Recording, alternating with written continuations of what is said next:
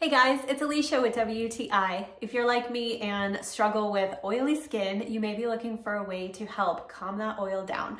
I want to show you this awesome pressed powder. This is from Maybelline Fit Me. This is the matte plus poreless pressed powder, and this is the shade 110, which is the porcelain.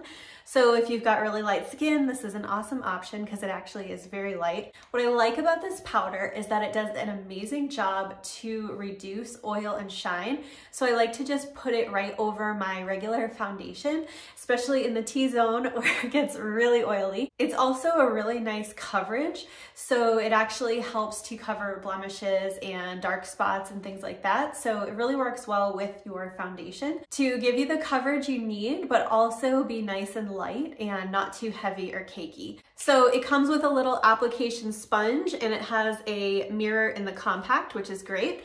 So all you need to do is get a little bit on the sponge, and then I just very lightly dab it where I need it, and then you can blend it in. So you can see that it blends in really well, super easy. So you can see that it adds to the coverage and really cuts down on that shine. So if you are looking for something to do just that, then I would definitely check out this Maybelline Fit Me pressed powder. I'm a really big fan of it, and that's my point of view.